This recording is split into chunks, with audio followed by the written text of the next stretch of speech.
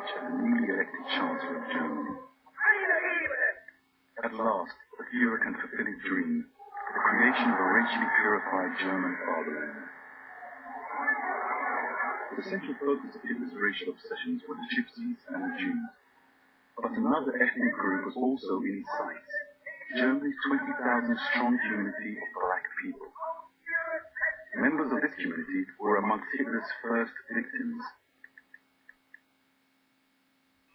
Soon after coming to power, the Nazis ordered medical teams to develop a sterilization program designed to eliminate future generations of those considered unfit to reproduce. Most of the victims were those with mental or physical infirmity, but also targeted were hundreds of mixed-race children who were growing up in Germany's Rhineland area. One of those children was a 17-year-old apprentice railway worker from the South German town of Saarbrücken, Hans Haug. Dann hat er Algerier und haben ja verstanden, also wir waren Muslim. Und wir sind so streng katholisch, dass allein das schon das niemals die kontinuierliche nicht wir waren die Gottesfamilie. Auf diesem Weg will ich damit hier eine sagen. Die haben mich so beschimpft, wenn ich in einer dunklen Haus gearbeitet habe, meine Mutter dann zu leiden hat, wenn ich abendlich beklagt habe. Ich ist daran gestorben, der Aufregung und an der Ablehnung durch die Familie. Das ist meine Mutter ein großes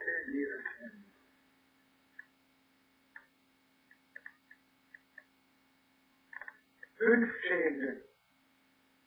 Morgens, bevor wir uns fertig machten, eine Oma, das war meine Großmutter, war vor uns, und ich kamen schließlich Stabumwandel, und ich bitte, das nicht so versteht, da sind keine Untiere gekommen, denn das waren meistens noch alte Kriminalbeamte, zu der Zeit, wohlgemerkt, zu der Zeit.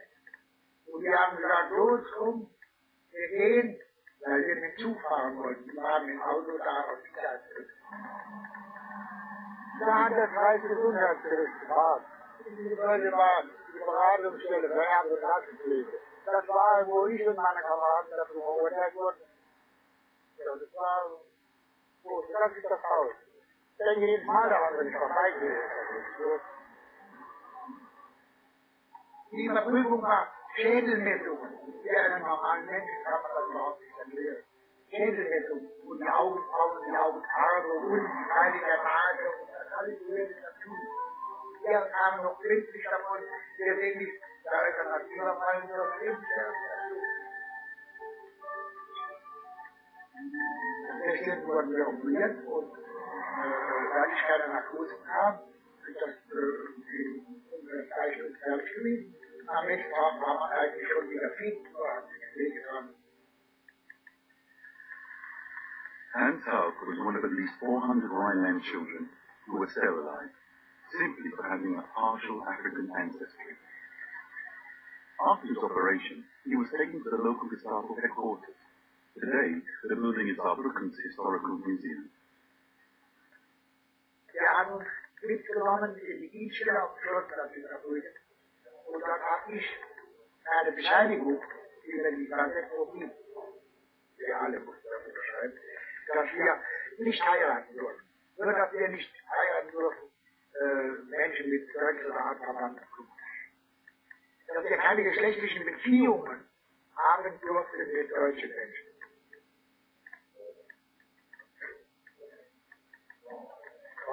Ich habe mich an die damalige Zeit noch gut erinnert. Natürlich habe ich das empfunden als niederdrückend und bedrückend, als was nur ein alter Mensch.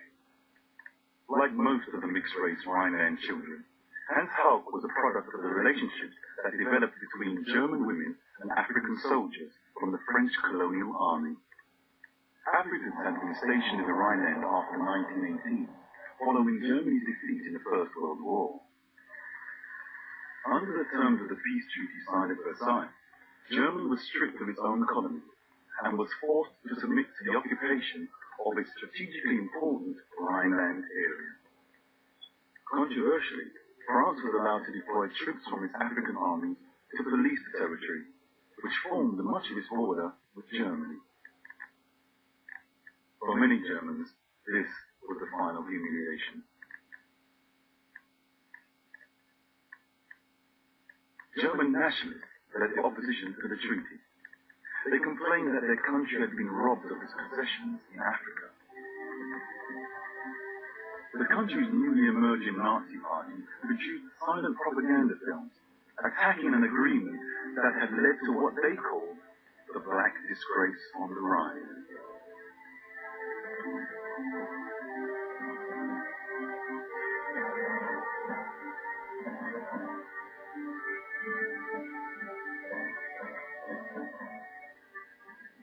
Other films accused the Africans of bullying local German men and even raping German women.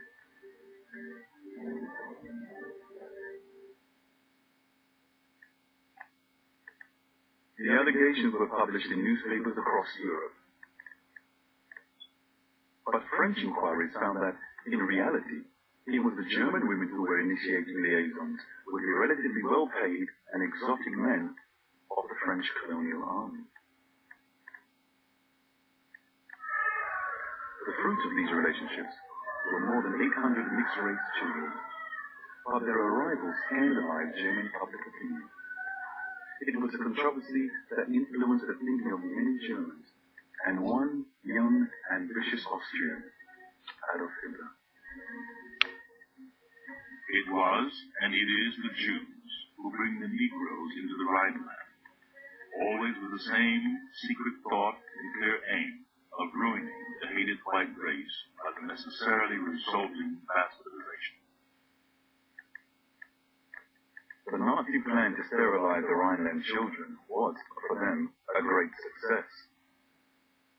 By the end of 1937, almost half of all the mixed-race children had been treated by the Nazi doctors. A further 200 of them disappeared, probably into Hitler's concentration camps. Thomas Holzhauser was sterilized at the hospital in Darmstadt, near Frankfurt.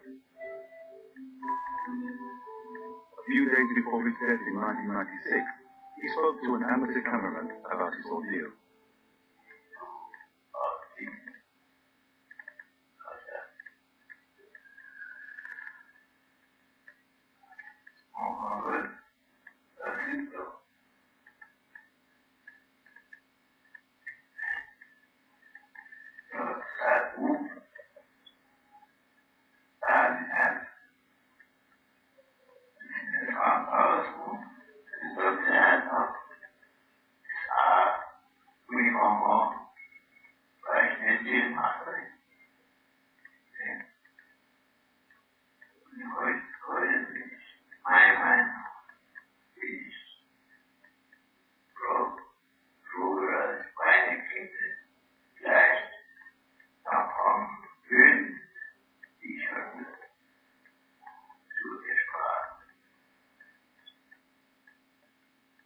The sterilization program had been directed by the leading Nazi geneticist, Dr. Eugen Fischer.